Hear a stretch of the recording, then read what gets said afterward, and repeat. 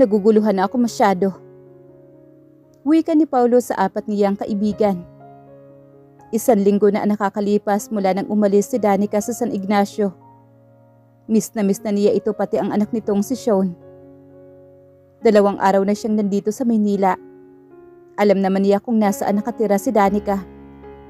Hindi naman ito nagtatago kaya madali lang niya itong nahanap. At kahapon nga pinuntahan niya ito sa tinitirhan nito. Pero napatigil siya sa akmang paglabas niya sa kanyang kotse nang makita niya si Franco na nakaakbay kay Danica. Habang karga naman ito si Sean. Sa kabila ng katotohanan na alam niyang hindi anak ni Franco si Sean, pero binabalot pa rin ng panibugho ang puso niya sa katotohanan na larawan ng masayang pamilya ang kanyang nakita. Nagtatanong ang mga mata ng kanyang mga kaibigan habang nakatingin sa kanya. Kamukhang kamukha ko si Sean. Marami kaming pagkakatulad. Magaan ang loob ko sa batang yon.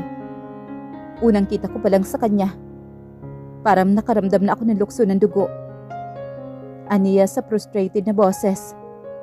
Sa kaniya tinungga ang basong may lamang alak na kanina pa niya hawak. Hindi malayong anak mo nga siya, Paulo. Kung bibilangin ang taon, di ba sakto lang? Wika naman ni Andre. Oo.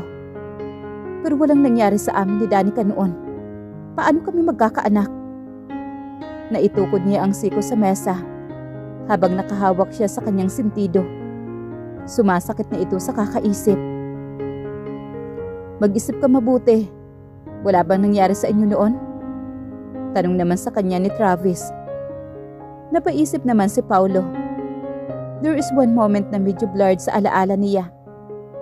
Ba't 2 buwan na ang nakakalipas mula nang umalis sa Danica noon sa asyenda?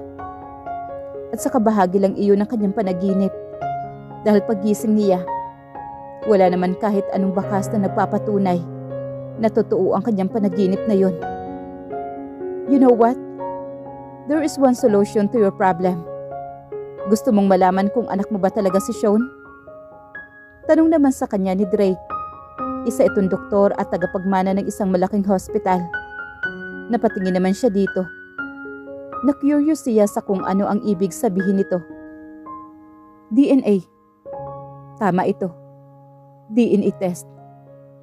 Pero paano? Danica won't allow me to do that.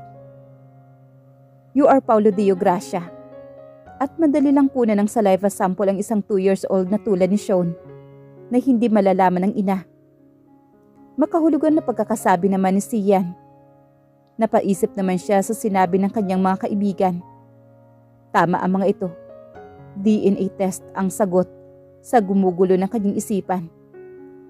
What if you found out that Danica's son is yours? What will you do, Paulo? Tanong naman sa kanya ni Travis. Nakatingin sa kanya ang mga kaibigan. Ang mga mata ng mga ito ay puno ng kuryosidad sa maging kasagutan niya. Muli siyang tumungga ng alak. I will do the right thing. Rebuilding my home.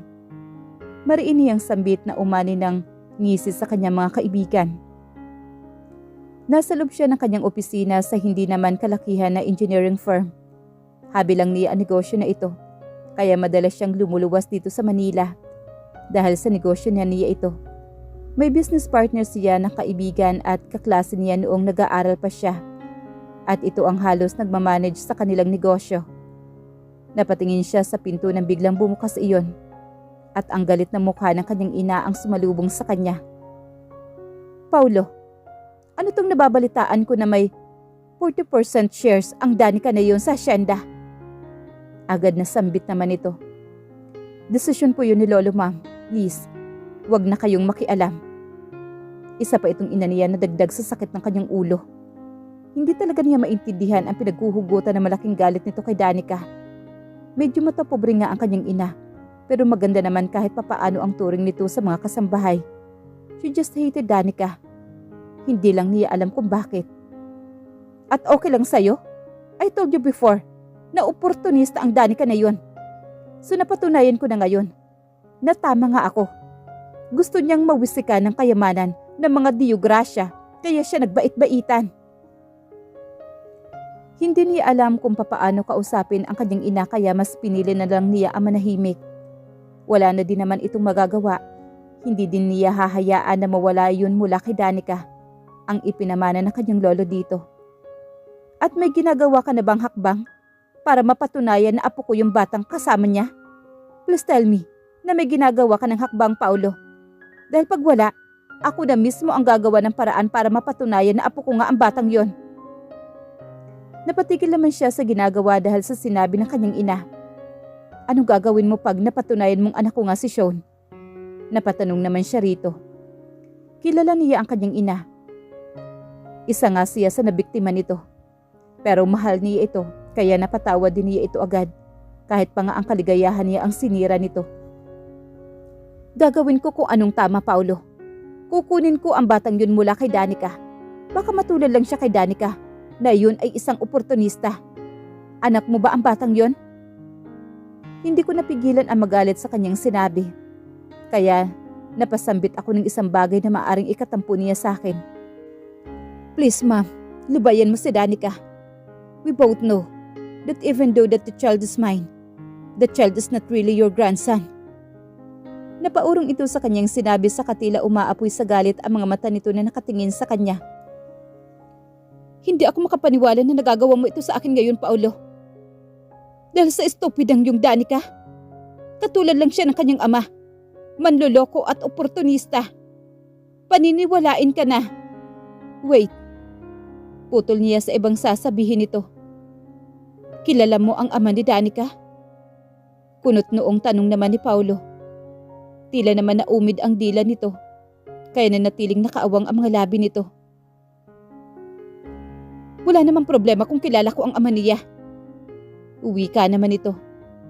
Ngayon mas lalo siyang nalito. Ngayon, you even know her mother than even Danica's didn't know the slight idea who she is. Napaurong naman ito sa sinabi niya. At na nagsalita ito, iba na ang binibigkas nito. Halata na iniiwasan nito ang topic tungkol sa mga magulang ni Danica na mukhang kilalang kilala nito. You can stop me, Paulo. I will find out the truth. At kukunin ko ang apo ko. Galit na bigkas nito. Saka ito nagmarcha paalis. And I won't let you hurting Danica again, Mom. You did it before. I won't let it you now. Kahit masira pa ang samahan nating dalawa. Nagtaas baba naman ang dibdib ni Belinda. Sa sobrang galit na nakalabas siya mula sa opisina ni Paulo. Hanggang ngayon, kinamumuhian pa rin niya ang 2 taong nagloko sa kanya. Nilinlang lamang siya. Kaya naman kinasusuklaman niya si Danica. Dahil anak si Danica ng 2 tao na yon. Ginawa niya ang lahat. Ibinigay niya ang lahat kay Mario. Ipinaglaban niya ito sa kanyang mga magulang. He got her pregnant. She has a complicated pregnancy and labor. At ang mga magulang niya, mas pinili siya kaysa sa anak niya. Makalipas lamang ang ilang buwan ng panganganak niya, muli siyang bumalik sa San Ignacio para puntahan ang katipan na nangako sa kanya na siya lang ang mamahalin habang buhay. Pero gumuho ang mundo niya nang malaman niyang may kasama na ito at walang iba kundi ang best friend. At nagkaroon na rin ng anak ang mga ito. Niloko siya ng kanyang best friend at ng boyfriend niya. Dilinlang siya ng mga ito habang nagpakahirap siya sa pagbubuntis niya sa anak nilang 2 ni Mario. Si Mario naman ay nagpapasarap sa piling ng kanyang kaibigan. Kinamumuhian niya ang mga yon. Kinamumuhian rin niya ang anak nito na si Danica. Para sa kanya, si Danica ay tulad lang ng kanyang mga magulang. Danica, mabuti naman at bumalik ka. Wika naman ni Aling Sasha sa akin. 2 buwan na ang nakalipas mula nang umalis ako sa Hacienda Dio Gracia. At dahil sa pagmamadali ko noon, kaya nakalimutan kong dalhin ang ilan sa mahalaga kong dokumento. Kailangan ko ang mga yon lalo na at pupunta kami ni Franco sa Singapore. Napagpasyahan kong sumama sa kanya. Aling Sasha, Huwag po kayong maingay. Tila bulong ko sa pagkakasabi ko sa kanya. Bakit Danica? Kunot noong tanong naman niya. Ayoko pong malaman ng kahit na sino. Lalo na si Don Eduardo at Paulo na nandito ako. May mahalaga lang po akong kukunin sa kwarto ko. Wala dito si Don Eduardo. May business trip siya at 2 araw wala ang matanda rito. Wika naman sa mahinang boses na wika nito. Habang si Senyorito Paulo naman, hindi lumalabas sa bar ng bahay. Ilang araw na naglalasing. Naglalasing po si Paulo? Hindi ko mapigilan na mahaluan ng pag-alala ang aking boses. Bakit po? Ewan ko. Nag-away kasi sila ng lolo niya at narinig ko nung isang araw na kausap niya si Hana. Hanggang ngayon pa rin pala ay nag-aaway pa rin sina Don Eduardo at Paulo tungkol kay Hana. Aminin ko, hanggang ngayon masakit pa rin sa akin ang nangyari sa akin buhay sa lumipas na mga buwan. Hindi naman kasi naghilom agad ang sugat na nilikha sa puso ko dahil sa mga nangyari. Pero alam kong balang araw, magkakaroon din ako. Sige po, papanhik na lang ako sandali sa kwarto ko. Hindi din po ako magtatagal. Tumango lang naman si Aling Sasha. Pagkatapos kong kunin ang ilan sa mga mahalagang dokumento na naiwan ko, agad kong napagpasyahan na umalis na naman mansyon. Pero bago ako tuluyang bumaba ng hagdanan, hindi ko alam kung bakit at ano ang nag-udyok sa akin para humakbang sa bar na mansyon. Sisilipin ko lang sandali si Paulo. Gusto ko lang siyang makita sa huling pagkakataon. Bahagya kong binuksan ang pintuan. Lihim akong pinalingan ng aking mga mata. Wala akong nakita na Paulo. Aalis na sana ako nang mahagip ng aking paningin si Paulo na nakahandusa sa sahig. Mabilis akong napatakbo papasok at agad ko siyang dinaluhan. My God, Paulo! Agad kong sambit. Kahit pala galit ako sa kanya, mas nanaig pa rin ang pagmamahal ko sa kanya. Nakadapa siya sa sahig. Amoy alak siya. At sa kanyang hitsura, alam kong lasing na lasing siya. Pinatihaya ko siya at pinahiga. Bahagya niyang ibinuka ang kanyang mga mata. Sweetheart, you back. Tila na nanaginip na sambit naman ito. Ngumiti naman siya. Sweetheart, baka napagkaamalan niya akong si Hana. Sa pagkakaalam ko, ilang araw mula nang umalis ako, bumalik dito si Paulo at kasama nito si Hana. Nag-alsabalutan na naman ba si Hana? At iniwan na naman niya si Paulo? Paulo, hindi kita kayang dalhin sa kwarto mo. Pero kaya naman siguro kitang ihiga dito sa sofa. Ani ko naman sa mahinang boses. Ungo lang ang narinig ko mula sa kanya. Meron siyang sinasabi na hindi ko maintindihan dahil parang ungo lang. Sinubukan ko siyang iupo na nagawa ko naman. Pero nang sinubukan ko na siyang itayo, nahila niya ako kaya pareho kaming muling napahiga sa sahig. Pero parang wala siyang pakiramdam sa nangyari. Sweetheart, I miss you. Aniya na po may babaw na siya sa akin. Paulo, anong ginagawa mo? Hindi ako ang sweetheart mo. Nakadama na ako ng kaba. Yes, you are my sweetheart. Ungol naman ang pagkakasambit ni Paulo. Marahan ko siyang itinulak pero para siyang pader na hindi man lamang natinag. Paulo, please. Anong, hindi ko na natapos ang iba ko pang sasabihin. Nang pabigla niyang tinawid ang pagitan ng mga labi naming dalawa. Nagpupumiglas ako.